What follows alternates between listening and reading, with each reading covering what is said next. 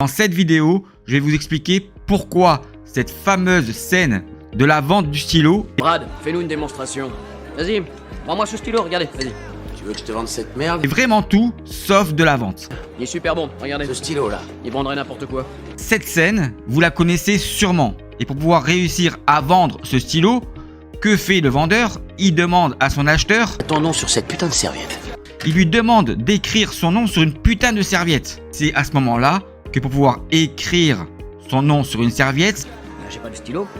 il lui faut un stylo. Et pourquoi cette scène est tout sauf de la vente? Je vais vous le dire maintenant. D'abord, la première chose est d'avoir répondu, c'est Offre et la demande, mon pote. Vous voyez?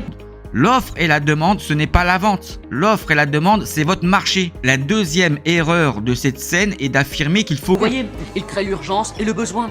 créer le besoin en demandant d'écrire sur une putain de feuille son nom. Ton nom sur cette putain de serviette. Il révèle un besoin. Il ne crée pas un besoin. Et la différence entre la révélation et la création d'un besoin, cela va avoir pour finalité de générer du harcèlement commercial.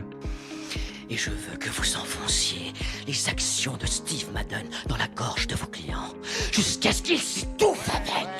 Jusqu'à ce qu'ils s'étouffent avec et achètent 100 000 titres. C'est ce que je veux que vous fassiez. Ouais, vous devez être féroce. Vous devez être impitoyable. Au téléphone, vous devez être des putains de terroristes. Allez les gars, battez-vous. Chopez-les. Prenez-lui. Harcèlement commercial. Parce que dans la scène, vous voyez bien que le besoin, c'est-à-dire que pour pouvoir écrire son nom sur une putain de feuille de papier, il faut bien un stylo. Et le stylo est la réponse à une attente fonctionnelle pour pouvoir justement écrire sur cette putain de feuille. Mais pourquoi cette scène-là est tout sauf de la vente? Tout simplement parce que dans cette scène, à aucun moment, il y a eu l'échange d'un produit contre de l'argent. Voilà pourquoi cette fameuse scène est tout sauf de la vente. Mais si maintenant vous souhaitez savoir comment fonctionnent les 4 éléments les plus importants pour un acheteur dans les 3 phases d'un cycle de vente pour pouvoir concrétiser une opportunité commerciale en la gagnant à travers l'échange d'un produit contre de l'argent, vendez-moi ce stylo. Dans cette vidéo, je vais t'expliquer pourquoi cette phrase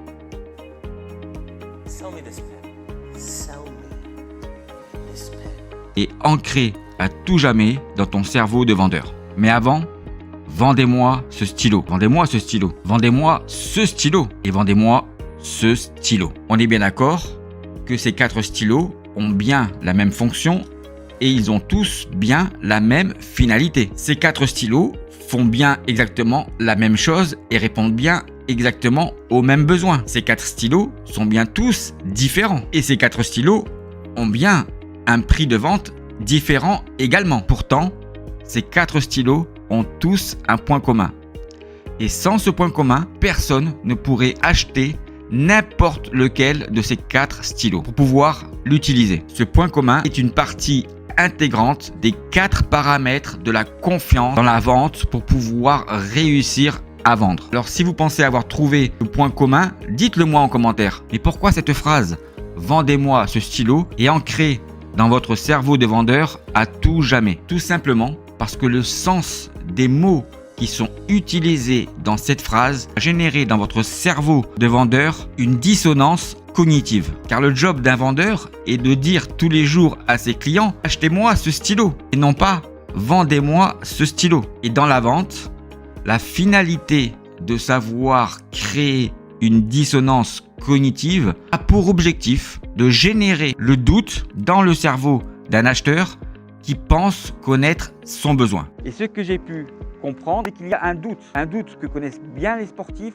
c'est la peur de gagner. La peur de gagner fait perdre des opportunités commerciales. Mais cet acheteur ne sait pas encore ce qu'il y a de mieux et de meilleur pour lui. Autrement, explique-moi comment tu peux faire pour vendre ton stylo si tu ne sais pas ce qu'il y a de mieux et de meilleur pour ton acheteur. Comment peux-tu faire pour vendre sans savoir si ton acheteur peut réellement acheter ton stylo? Quel que soit le stylo que vous devez vendre, je vous explique dans ma formation comment et dans le détail tout ce qu'il va se passer dans votre cycle de vente pour que votre client puisse acheter votre stylo. Dans ma formation, tu comprendras pourquoi quand un client achète ton stylo, le mécanisme de la confiance est toujours le même. Il fonctionne toujours de la même manière, quel que soit le stylo que tu dois vendre. Si tu arrives à me prouver que le fonctionnement logique, naturel et humain des 4 éléments les plus importants pour un acheteur ne fonctionne pas pour que tu puisses vendre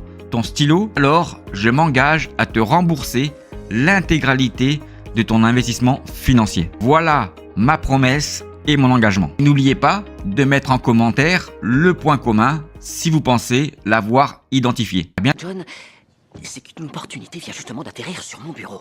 Et c'est peut-être la meilleure offre que j'ai vue, c'est... Alors, êtes-vous prêt maintenant à faire une expérience unique qui va consister à mettre en exergue tout ce que je vous raconte sur l'obtention de la confiance dans les 3 phases d'un cycle de vente pour pouvoir réussir à vendre à travers justement les 4 éléments les plus importants pour un acheteur avec la mise en parallèle de la fameuse scène du film du Loup de Wall Street sur la vente. Est-ce que vous êtes prêts pour vivre avec moi cette expérience-là?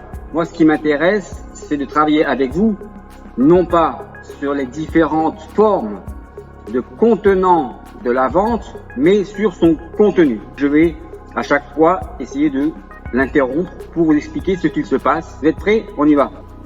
Vous attendez, car celui qui parle en premier a perdu. Voilà, ça, effectivement, j'ai fait dernièrement une vidéo sur le sujet où on apprend dans l'utilisation des différentes techniques de vente sans comprendre comment fonctionnent les 4 paramètres les plus importants pour un acheteur pour obtenir sa confiance, que le vendeur doit se taire après l'annonce du prix. Alors, effectivement, c'est important. Mais, encore une fois, si vous ne comprenez pas en réalité pourquoi cela arrive, et en réalité ce qui déclenche le fait de se taire par rapport à l'annonce d'un prix, cela veut dire que lorsque vous faites cela dans l'utilisation de votre technique sans comprendre le mécanisme naturel et humain de la confiance, en réalité, je suis désolé de vous le dire, cela peut-être va vous contrarier, mais vous ne travaillez pas pour pouvoir gagner des affaires. Vous ne travaillez pas pour gagner des opportunités commerciales. Ce que vous faites en faisant le silence après la remise orale d'un prix, essayez en réalité dans votre processus commercial de ne pas perdre le deal. Pourquoi? Parce que, encore une fois, si vous connaissez le mécanisme naturel et humain des 4 paramètres de la confiance, vous saurez et vous comprendrez facilement qu'il ne faut surtout pas se justifier par rapport à l'annonce d'un prix. Parce que ça, vous l'avez construit avant. C'est cela qui provoque justement le silence. Ne vous justifiez pas par rapport à l'annonce du prix que vous venez faire. Mais pour faire cela, il faut l'avoir fait correctement dans les différentes phases de la découverte et de la démonstration ou de la présentation. On continue ? Je suis désolé, je vous remercie de votre appel. Il faut vraiment que j'y réfléchisse et que j'en parle avec ma femme. Est-ce que je peux vous rappeler? Ils savent plus quoi faire. Faut qu'ils y pensent, faut qu'ils en parlent à leur femme ou à la petite souris. Voilà, ils savent plus quoi faire, il faut qu'on en parle avec ma femme, etc. Donc ça, c'est certainement l'élément le moins bien connu et le moins bien traité par les commerciaux. Et cet élément est l'élément du risque pour pouvoir gagner une opportunité commerciale. Et ça, j'ai pu le vérifier à travers plus de 2000 tests que j'ai réalisés en ligne, à travers des conférences que j'ai réalisées sur le sujet, des formations auprès des commerciaux, et même le meilleur conférencier de motivation commerciale, lorsqu'il est venu, lorsque j'étais à Paris, assister à une de mes conférences que j'ai réalisées pour le DCF, il s'est trompé dans les 4 paramètres de la confiance entre l'élément du prix et du risque. Vous voyez bien, encore une fois, que c'est bien l'élément, le risque, qui est le moins bien connu et le moins bien traité dans les 3 phases d'un cycle de vente pour pouvoir obtenir la confiance d'un client. C'est cet élément qui est très important lorsque vous allez construire votre processus commercial pour obtenir la confiance. Et à ce moment-là, on s'en fout de ce qu'ils disent. Le seul truc qui les retient, c'est qu'ils n'ont pas confiance en vous, les gars. Et pourquoi ils auraient confiance? Regardez-vous, une bande de pauvres vendeurs véreux, pas vrai? Effectivement, cette scène, moi, elle m'a fait rire lorsque je l'ai vu au cinéma, et peut-être vous aussi, lorsqu'il s'adresse aux commerciaux, en leur disant « Regardez, pourquoi ils auraient confiance en vous, bande de vendeurs ou de commerciaux véreux ?» Et peut-être que là, et donc j'extrapole, mais peut-être que ça va pas non plus vous faire très plaisir, et qu'effectivement, par rapport à l'ensemble des tests que j'ai pu réaliser, l'ensemble des conférences que j'ai faites sur le sujet, des formations, j'ai pu constater que 93% des personnes, des vendeurs, des managers, des conférenciers, des patrons d'entreprise, des personnes en général, ne connaissent pas comment fonctionnent les 4 paramètres de la confiance les plus importants pour un acheteur pour pouvoir réussir à vendre. Et donc, quand vous ne savez pas comment fonctionnent les 4 paramètres les plus importants, vous pensez que pour pouvoir réussir à vendre, il faut mentir, bidouiller, tricher pour pouvoir obtenir la confiance de vos clients. On continue. Alors, vous dites quoi? Mais si j'avais voulu vous faire prendre de l'Union Carbide à 7$ et qu'elle monte à 32. Du Texas Instruments à 11$ et qu'il monte à 47$. De l'US Steel à 16$ et qu'il monte à 41. Vous me diriez tout de suite, Chester, prenez-moi quelques milliers d'actions Disney, là maintenant, et que ça saute mon garçon. C'est pas ça que vous diriez, Kevin, franchement. Si, je ne sais pas, vous m'avez... Cette scène est très importante. Parce que là, effectivement, vous voyez, et quand je vous dis qu'il faut bien qualifier pour bien comprendre le besoin pour s'assurer qu'il existe une vraie opportunité commerciale, c'est ce qu'il est en train de faire ici, c'est-à-dire la révélation du besoin. Et la révélation du besoin est de comprendre non pas les attentes fonctionnelles ou techniques du produit que vous cherchez à vendre, parce que là effectivement il a raison, on s'en fiche. Ce qui est important, c'est de comprendre en réalité l'écart qu'il y a entre le moment présent et le futur. Et c'est cet écart-là qui va générer la vraie opportunité ou une vraie opportunité commerciale pour pouvoir réussir à vendre. Il ne faut pas confondre la compréhension et la révélation des besoins et les attentes. Ce sont deux choses différentes. S'il y a un écart de situation entre le moment présent et le futur, c'est-à-dire si l'action monte, effectivement, il y a une vraie opportunité commerciale pour pouvoir réussir à vendre le produit en question. Là, comme ça, je ne vous connais pas. Je suis bien d'accord avec vous. Vous ne me connaissez On pas peut et moi prendre non un plus. moment pour se présenter. Je m'appelle Holden Kopferberg. Robbie Feinberg. Chester Mig. Je suis le vice-président de Stratton Oakmont. Et je vais très vite me placer comme le Premier des courtiers de ma boîte l'an On prochain. n'arrive pas à ce niveau en perdant de Oui, l'argent, bien sûr, je Stanley. comprends parfaitement, je vous remercie. Vous avez l'air d'être quelqu'un de très sincère. Donc, dans cette scène, effectivement, plusieurs choses. La première chose, vous ne connaissez pas, donc il essaie de le rassurer à travers une certaine forme de normalité, en réalité, qui crée l'empathie et la sympathie. Et ce qui est assez fort là-dedans, c'est qu'il ne cherche pas à vendre le produit ou le service. Il explique l'objectif que le vendeur cherche en le contactant. C'est-à-dire de devenir le meilleur, le numéro 1 dans sa boîte. Et donc, si je suis le meilleur numéro 1, vous pouvez me faire confiance. C'est ça, en fait, qu'il est en train d'expliquer. Donc, en fait, il explique la motivation de l'appel pour pouvoir générer une écoute importante afin de dérouler tout son argumentaire pour pouvoir vendre un produit ou un service. Et la preuve, sur les lecteurs, dire vous avez l'air d'être quelqu'un de très sincère. Oui, il n'y a pas de raison de ne pas croire à ce que la personne vous raconte et donc de ne pas être sincère avec elle. Ça ne nous rendra pas riches et ça ne nous rendra pas pauvres, mais ce genre de transaction va nous servir à... Prendre nos marques pour de futures opérations, Kevin. Vous êtes plus à l'aise maintenant, Scott. De cette façon, vous serez sûr que vous avez enfin trouvé un courtier à Wall Street en qui avoir confiance. Alors, plusieurs choses dans ce passage, et la première chose qu'on peut voir dans la conclusion, en réalité, c'est effectivement la preuve que c'est une arnaque. Pourquoi c'est une arnaque?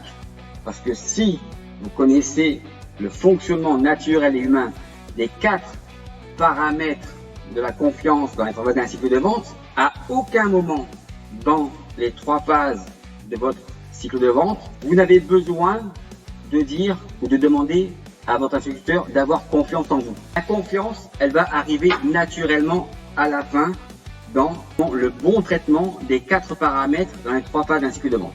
C'est ça qui est important à comprendre ici. Et qui vous fera gagner de l'argent de toutes les manières. Ça vous semble juste? Oui. Je dois vous avouer que je suis impressionné. Je sais pas... Donc effectivement, dans ça vous en pleut juste. L'objectif est d'obtenir le oui de contrôle qui permet d'avancer dans le cycle de vente d'une manière positive. Donc là, il a mis en place un processus, ou en tous les cas un cheminement qui va permettre au vendeur de contrôler si la personne ou l'acheteur peut lui faire confiance à travers le oui. Qu'est-ce que vous en pensez de... Kevin, vous me suivez sur ce coup. Une belle capitalisation genre Kodak. Et vous pouvez me croire, Kevin. Vous voyez, là, tout à l'heure il y avait l'exemple de Disney, là on prend l'exemple de Kodak. C'est une belle valorisation type Kodak. En fait, on peut retrouver cela dans beaucoup de ce que font des conférenciers lors de conférences sur la vente, sur le marketing, etc. En faisant référence à quelque chose de connu dans une entreprise qui fonctionne très bien. Donc là, l'apparition Kodak ou Disney, c'est en fait un imaginaire de ce que les autres entreprises font très bien et ce que vous devriez arriver à faire, même si vous n'avez pas les mêmes moyens financiers, les mêmes objectifs qu'elles. Donc, ils essaient de vous démontrer tout simplement que regardez, comme Kodak, comme Disney, c'est facile, on fera la même chose. Et là, il peut y avoir une sorte, c'est à vous de juger si effectivement vos attentes et vos besoins sont, en tous les cas, les moyens que vous allez pouvoir mettre en place seront les mêmes que Kodak, qu'Amazon, que IBM, que peu importe en réalité l'entreprise que vous allez choisir comme... Le seul problème que vous allez avoir sera de ne pas en avoir acheté plus. Qu'est-ce que vous en dites?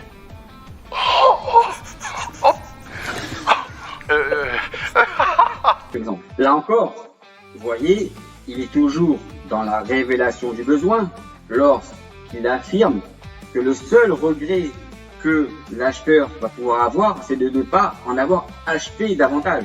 Donc, il ne vend pas. Il propose à son interlocuteur d'en acheter et d'en acheter davantage sans avoir de regret de pouvoir le faire. Donc ça, c'est dans une démarche où je vends pas. C'est l'acheteur qui va dire ce qu'il faut faire pour pouvoir concrétiser le deal. Ma femme risque de demander le divorce, mais bon allez, je marche. Oui. Ma femme risque de demander le divorce. C'est encore une preuve que là, on traite le risque. Et si le risque passe, ça veut dire que le deal peut être réalisé. Excellente décision. Alors, combien vous en voulez pour cette fois? Combien vous en voulez? Il pose la question, il ne vend pas. Pourquoi il pose cette question-là? Parce que je pense que dans la phase de découverte, qu'on ne voit pas dans cette scène-là, il a peut-être qualifié que l'acheteur avait un potentiel et un pouvoir d'achat suffisant pour pouvoir justement acheter un volume d'actions dans lequel il n'y aura pas de problème. C'est-à-dire que c'est une suite logique et en fait ça va être que la confirmation dans le closing de ce qu'il aura pu découvrir dans la phase de découverte, justement l'adéquation entre les attentes et justement le closing, c'est-à-dire que le pouvoir d'achat, pouvoir contractualiser la vente. Allez, disons 5 000. Oui, 5 000 pour mettre le pied à l'étrier. Pourquoi pas 8 000, Kevin? On y va pour 10 000. 10. Ça vous va? Excellent. Vous voyez, l'acheteur dit 5 000 et lui il réenchérit, il fait une contre-proposition, pourquoi pas 10 000? Effectivement, ce chiffre 10 000, il sort pas du chapeau. Je pense qu'il a, dans la phase de découverte, identifié le budget que pouvait investir son prospect pour pouvoir lui vendre tranquillement et sans aucune contrainte un volume d'affaires qui correspond à son enveloppe budgétaire. Kevin, je bloque cette transaction et je vous rappelle dans quelques minutes pour vous donner la confirmation, d'accord? Et bienvenue chez Stratton Oakmont. Je vais boire une bière. C'est cool. Bonne journée, Kevin. Oui, merci Jordan. Bonne journée. Alors maintenant, vous voyez dans cette conclusion, c'est exactement tout ce que je vous raconte sur l'obtention de la confiance lorsque je vous dis que justement, lorsque vous construisez correctement à travers les 4 paramètres les plus importants pour pouvoir obtenir la confiance, que le seul moyen de remercier correctement un client, c'est de le remercier pour la confiance qu'il vous accorde. Et là, vous voyez bien que dans la scène, il ne dit pas « merci pour votre confiance ». Pourquoi? Parce qu'il sait que c'est une arnaque. Quel abruti celui-là. Et quand j'entends des conférenciers, des formateurs sur la vente qui vont vous expliquer peut-être qu'il ne faut pas dire à la fin « merci pour la confiance que vous m'accordez », parce que c'est justement, si vous arrivez à vendre, c'est parce que votre acheteur vous accorde la confiance. Et qu'ils vous disent qu'il ne faut pas dire cela, je pense que ces personnes-là ne connaissent pas le mécanisme, encore une fois, naturel et humain de la confiance pour gagner un deal. Et c'est très important ça, c'est très important. Parce que, effectivement, dire à la fin « merci pour votre confiance » est le meilleur moyen de remercier le plus simplement et avec le plus de respect possible votre interlocuteur pour la confiance qu'il vous accorde. En tous les cas, j'espère que cette vidéo vous aura plu. Sur effectivement le fonctionnement de la confiance est juste et fonctionne du début jusqu'à la fin, d'accord, de cette séance, de cette scène qui est effectivement une arnaque commerciale, mais le mécanisme qui permet d'obtenir la confiance, lui, fonctionne bien. Voilà ce qu'on va faire. En premier... Quel avantage et bénéfice vous allez pouvoir avoir de connaître le fonctionnement du mécanisme logique, naturel et humain de la confiance pour pouvoir gagner vos deals et le risque que vous allez devoir prendre en me faisant confiance pour tout savoir et tout comprendre du mécanisme logique, naturel et humain de la confiance pour pouvoir gagner vos deals.